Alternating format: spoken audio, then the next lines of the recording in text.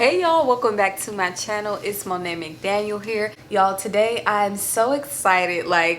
I'm legitimately excited, and I can't remember the last time I've been this excited to do some videos because it is the month of March. And if y'all can see, it's a special occasion. I got my little special background going and my blue and yellow colors. If you don't know what that means, that is Down Syndrome Awareness colors, because World Down Syndrome Day is on March 21st. So we'll be celebrating that, and all this month on my channel I'm going to be doing Down syndrome related videos, sharing my journey as a special needs mom with y'all. And I know I talked about it a little bit with my miracle pregnancy video. If you haven't seen that, go check it out. This month I'm going to be sharing a lot more of our journey, and then on World Down Syndrome Day I'll be uploading a very special video, so make sure y'all stay tuned for that, and make sure you are subscribed and your bell notifications are turned on so you won't miss anything that I upload this month. So I'm so excited. Today I'm going to be sharing my son's time in the NICU, my experience and how it was, and some tips, some things that I definitely think will help other moms out who were maybe like me, who didn't do enough research or who weren't prepared for their stay in the NICU, or maybe you just need some advice or encouragement if you are a special needs mom. So I talked about my son and the birth and everything, my miracle pregnancy video. He was born premature. He was supposed to come or be born on May 21st, but he was actually born on April 21st. So I had to get an emergency C-section because my placenta had ruptured, and so it was a very risky situation and we had to get him out ASAP. And so as soon as he was born, I remember laying on the C-section table, and I remember my husband telling me like he does have the Down syndrome, and I was kind of hurt. I was kind of devastated because I was believing that he wasn't going to have it, but now I wouldn't trade it for the world. Right after the C-section, I was whisked into my recovery room, and he was taken straight to the NICU, and that was heartbreaking for me because it was like nothing I had ever experienced. Because with my firstborn, my daughter Gia, I had a C-section, but shortly after I was able to see her and hold her and breastfeed her. Whereas with him, he was literally whisked right to the NICU, and I hadn't got a chance to even like really see him because I was out of it from the meds, from the C-section. I didn't really get a chance to bond with him, so that was heartbreaking. I was feeling really sad in my room, and he was in this big scary place called the NICU that I hadn't done much research on. And I remember the genetic specialist telling me that, oh, you should definitely tour the NICU, because if you guys don't know, babies with Down syndrome, whether it's their breathing, a lot of them are born premature. Most of them are born with some kind of medical issue, and a lot of times they end up in the NICU. So she told me that, oh, you should definitely take a tour. It would be good for you to get to know. And at the time, I was already just dealing with a lot in the diagnosis, and I didn't want to take on anything extra, and I just didn't think that it was necessary. So I was like, I'm not really interested in taking a tour right now. I just can't handle anymore. But I really think I should have, and I regret not taking the tour of the NICU. So if you are a special needs mom and you're expecting, I definitely highly recommend taking a tour of the NICU and just getting to know it, because it would have been a lot less stress on me, I feel like, and it would have been helpful to me to just calm some of my worries and be in on the know on where he would be at and what's going on. So he had breathing issues. He was on an oxygen machine to keep his oxygen up, and he was also on a feeding tube because he couldn't really eat. A lot of his food was coming up. He couldn't really swallow, and so that's how he ate while he was in the NICU. Also, he had jaundice, so he had to go under the UV lights. My daughter Gia also had jaundice, but he had to be closely monitored because of the Down syndrome. Now, he did have a hole in his heart, but that healed up before I gave birth. But thank God that healed up, so that wasn't an issue.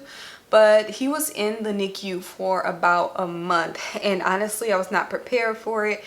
But I thank God that it was a lot quicker than a lot of the babies who had to stay. I know some babies were in there for months and months at a time, but he was only in there for a month. So even though it was a traumatic or emotional experience, he wasn't in there for a long time, even though to me it did feel like a little bit of a long time. I was sad because I couldn't really hold my baby. They didn't allow me to feed him like directly on breast. I had to pump breast milk for him and send it down to the nursery. Now luckily my hospital, the hospital that I did stay at, they offered it to where I could spend the night in the NICU. So he had his own room, like his own side of the room, and he shared it with another baby. But I was able to pull out the couch and make a bed. And so that's where I was for like the first week. I think I was sleeping in there. I was kind of just stressing myself out. I was not going out for fresh air. Like the whole first week, I literally focused on him and just not really showering. Like I literally, honestly, I stayed on that couch. I was so scared to go home, so scared that if I went home, like he would stop breathing, or so, like I was just literally so scared. I'm grateful that they offered that, because I think some hospitals, like they don't really offer to have the mom stay with the baby. So I was grateful. After that first week, I realized like, okay, I started to get really depressed in there, and I started to get stressed out, and I just knew I needed a break. It was a lot of information I was intaking, you know, the monitors, the nurses telling me, oh, he's going for this test, and I just needed a break. So I ended up ending my stay overnight there, and I was traveling to and from home, I think, for like a day or two, and then I missed him so much and I just wanted to be with him again. And so the hospital I was staying at, they offer what's called a stay room. I think that's what it's called. If it's not, I'll correct it, but it's called a stay room, and it's kind of like a mini hotel room for the moms who have babies in the NICU. So it was awesome, y'all. It was a private room with a shower and a bathroom and a TV and a bed. It was kind of like a hotel room that me and my husband could stay in as long as my son was there in the NICU. So I don't think we ended up staying, even though we could have. We just ended up, you know, going home because the room was so freezing cold. But during the time he was there, it was like I would pump at home, and then I would bring him milk to the nursery. I would go up there just to sit with him for hours and come home, and it was really stressful on me. Wanted my baby to be home, wanted him to be healthy. Yeah, I'm getting kind of emotional. It was a lot. Just with this new Down syndrome diagnosis, not knowing what to expect, not knowing if I go to sleep, will he wake up? He's on oxygen. Will he be able to breathe through the night? You know, I just, it was a lot, but I definitely feel like I could have been more prepared. So after about 3 weeks and a few days, we were able to bring him home. But I want to share with y'all some things that I think would be really helpful if you are expecting to stay in the NICU, or if you have a special needs baby, or if you are a special needs mom and you're thinking that it could be helpful to you when you give birth. The first thing that I would definitely say about my experience was that I should have been more educated. It would have done me a world of justice if I just knew more about the NICU and knew about how they operated and just the things that were required, like, you know, scrubbing down, like every time you come to NICU, you got to scrub down your arms. You got to make sure like you really scrub. I think it's for like a minute or two at the sink. And just knowing that, you know, the different rules, the different procedures, and knowing how long he will be staying, just researching a lot more would have helped ease my mind. So I definitely recommend that you do your research if you are expecting a special needs baby. So second thing is, if you know you will be breastfeeding, I definitely recommend stocking up on the breastfeeding or the breast milk storage bags that you can put in the freezer, or that you can just transfer your milk into. If you will be traveling to and from the hospital, you're going to need something to store your breast milk in to send to the baby in the nursery. So I definitely recommend stocking up on the bags or bottles. I say bags because they may be a little bit cheaper. You can buy the bags in bulk at probably any major retailer, but that's what I did. I was just traveling back and forth. And the first week in the NICU, or the first week, you know, after you give birth, the hospital may supply you with a large amount of these kind of like storage bottles, and they give you these labels, and it'll have your name on it, and you can put it on the bottle and send it down to the nursery so they can know this bottle belongs to so-and-so's baby. But they provide you with a lot of that stuff during your stay, your recovery from giving birth. They also provide you with a breast pump in the hospital, but once you leave the hospital, your baby is still in the NICU, you're going to want to stock up on those kind of things. So an electric pump is definitely good. I've had a few brands. Medela was the best for me, and I recommend Medela hand pump. And for some reason it seemed like I got more breast milk with the hand pump than the electrical pump, and it was so convenient because I can literally pump anywhere. Say if me and my husband went on a lunch date that day, or you know, we went on a date, and you know, I could just be literally pumping at the table. With an electric, you probably got to plug it in and do all this stuff. It was very discreet, and it was easy to pull out at the park or on the car ride to the hospital. It's just easy to kind of just whip out, and you can just literally pump anywhere. So I definitely recommend having a hand pump on hand and investing in that if you are going to be breastfeeding. Another thing you might want to bring to the NICU is a change of clothes for the baby. Now, although they do have clothes, obviously at the hospital they have clothes for the preemie babies, I wish I would have brought my own clothes, kind of just to change my baby every day. They did bathe him, I think, like they kind of wiped his hair and everything like that and wiped him down, but I do wish I would have brought my own clothes. Just seeing him in the clothes that I bought probably would have, I don't know, made me feel better or put a smile on my face. If your hospital is like mine, you should definitely ask, do they allow overnight stays for moms? Like if they allow you to pull out a couch, or if they have a couch bed in the room, or if they have an overnight stay room, like the hotel kind of like style room that I was showing y'all. Definitely ask them if they allow this. If they do, this is what you will need. Obviously, you're gonna need clothes to change in because you'll have a shower. You'll be able to shower. Or at the very least, if you don't have a shower, you can, you know, change your clothes and freshen up. They do provide certain things, so you want to bring a change of clothes, maybe some comfy clothes like pajamas. Don't bring any dressed up clothes because you're just going to be sitting in the nursery or, you know, it's just going to be at the hospital. You don't want to be uncomfortable. You want to be as comfortable as you can. So bring a change of clothes. Definitely don't forget your phone or laptop charger if you are a working mom, or if you're working on your laptop, if you're doing something for school, you know, just to get some things done, maybe check some emails. You also want to make sure you bring a debit card to buy food. There are lots of options at the hospital cafeteria. Some of it is actually really good, but obviously you won't be getting free food anymore because you're discharged, but your baby's not. So I would definitely recommend that you bring some money, bring a debit card. Or you can pack some lunches, you know what I mean? Pack some lunches, or have your spouse, a loved one, a family member, or a friend bring you food. You're definitely going to need food because you're going to get hungry.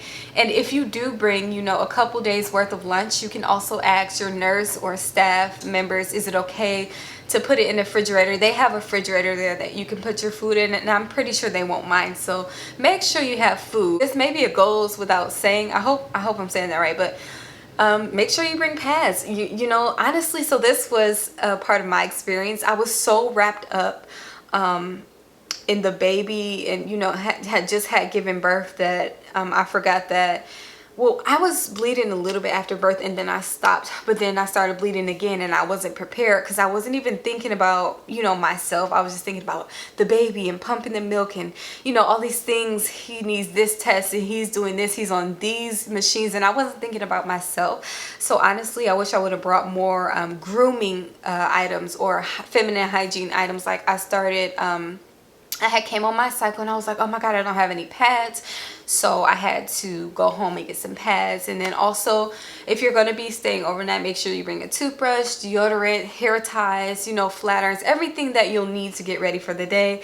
And I know this may be silly, like, well, how could I forget that? Trust me, it's a lot that goes on kind of around that period of time. Like, you will not be thinking about all that stuff. Honestly, I can guarantee that you won't. So take it from me, make sure you pack all this stuff that you will want and need if you are staying overnight. The craziest part about our NICU stay, or my son staying in the NICU, was that the lights went out in half the hospital. Some of the toilets weren't working. So as if this wasn't stressful enough, that I just got a Down syndrome diagnosis, that he's on oxygen, that he can't really eat, that I can't breastfeed him, that I'm running back and forth, and he's taking all these tests, and I'm just handling all this. The lights cut out, y'all, and my phone was on the brink of dying. So it was literally like such a stressful experience. So I do recommend, I mean, you never know if you might need it, but bringing a portable charger or a backup charger. So if you are a NICU mom, how to survive, how do you get through this? What really helped me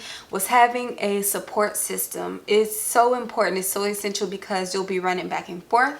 You may be tired, you know what I mean? And you may feel discouraged. You may begin to get depressed. And having my husband there meant the world to me, because I wasn't alone. He knew what was going on with our baby. He was able to sometimes, you know, visit the baby if I was like dog tired. And I did really want to go, but I just wasn't able to, because we also had a toddler, Gia, at the time. I think she was like 2 or 3.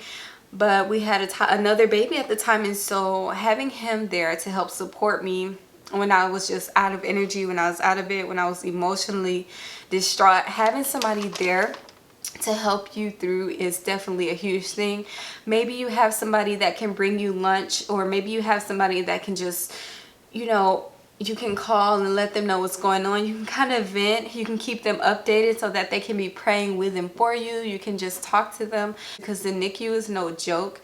Definitely when you're getting a lot of news, sometimes you get bad news, sometimes you get good news, and sometimes it's just a lot of intake, and it's a lot to handle mentally. Now, this was a big one for me. Like I said, don't be afraid to take a break.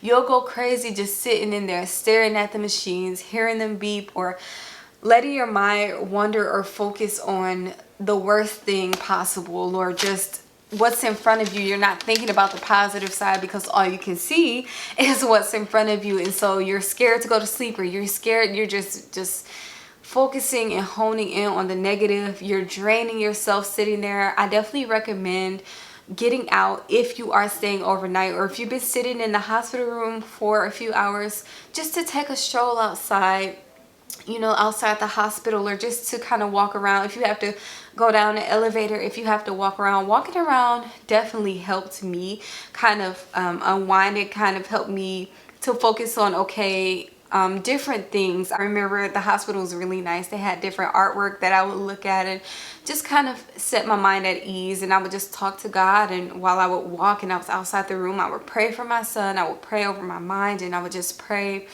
and have that one-on-one time with God while I was walking and taking a stroll. So definitely take a stroll. If you have to get out, maybe, you know, just drive somewhere. You can drive to a park. You can always come back to your baby. Number 3, I would definitely suggest getting a copy of every record, or all the tests and medical procedures, everything that, you know, the test that your baby may have. I would definitely wish I would have done that. I have a copy of like most things that, you know, he did, most tests and everything. I would definitely recommend that, you know, just to look back on. It's good to see that sometimes we may forget with everything that's going on. We forget different things that your baby may have done, or tests that he may have had, he or she may have had. So definitely keeping a record of that can be helpful for future purposes, especially doctor's visits.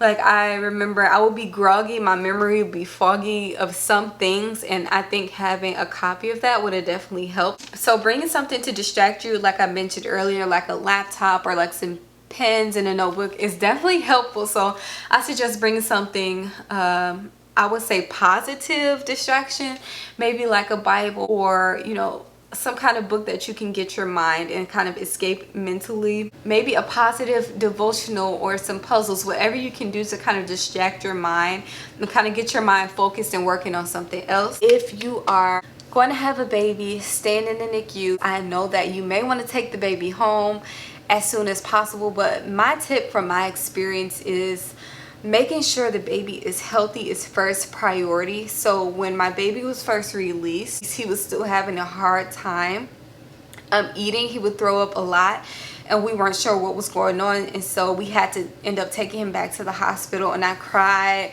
and I felt like such a failure. And I'm just like, you know, why can't I'm his mom. I should be able to feed him. I should be able to, you know, just provide and take care of him, and I wasn't able to do that. And so it was very emotional. The nurses did recommend to us that, you know, he stay a few days longer, but if we wanted to, he should be okay to take home. I kind of wish I would have listened to the nurses' recommendations, because I feel like if he had stayed, you know, they could have monitored him more closely and did some more tests, because months later, we ended up finding out that he had a malrotation with his intestines, and he ended up having to have surgery before he was 1 year old. And I feel like if we kind of would have listened to the nurses and let him stay a little bit longer, more tests and everything could have been done, and it could have avoided just a little bit of that, you know, stress and everything that we were going through with him not being able to hold down food and the restless nights. So I definitely recommend that making sure baby's health is the first priority. You'll be able to take the baby home once they're completely healthy. God willing, I pray that that's in God's will for the baby. But don't worry, don't stress, and don't try to take them out too soon. If your doctors or nurses recommend that they stay for a little while longer, it's for a good reason. Trust me from my experience. So do expect lots of testing. They'll also give you the official lab diagnosis of your baby. And so when my son was born, they gave me this. This was very helpful to me. If you have a baby with Down syndrome, they'll probably send you home with a packet like this after you're discharged. Not your baby, but after you're discharged. And it's just National Down Syndrome Society. And it has so many things in here. It's like, it just tells you a lot about babies with Down syndrome, what it is, your baby's development with Down syndrome. It'll tell you the conditions associated with Down syndrome, like some typical conditions that people or babies with Down syndrome normally may have. And talks about therapies, pediatricians, so early intervention, like, and it even mentions, how do I keep my relationship with my partner strong? Like, this was a really helpful packet. They should give this to you like automatically, but ask your nurse or doctor if they have any more pamphlets or information. You'll definitely use this. So I honestly didn't take advantage of this until like maybe a month or two later. I was so like kind of distraught a little bit at first over the diagnosis that I really didn't look at any pamphlets or books that I was given. I was just kind of coping with it. But definitely dive into the info, you guys. Dive into this stuff. If they give you pamphlets, read it, soak it in, soak up all the knowledge.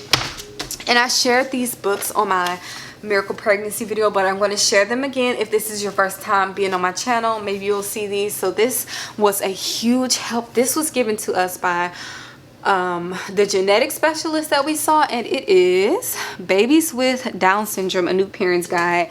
Y'all, this talks about everything, kind of like mostly what I listed in there, like in the packet or the pamphlet, but this gives an in-depth of what is Down syndrome, adjusting to your baby, medical concerns with babies with Down syndrome, the daily care of your baby, family life with your baby, development, early intervention, legal rights and hurdles, and Welcome to Holland. That's a beautiful poem.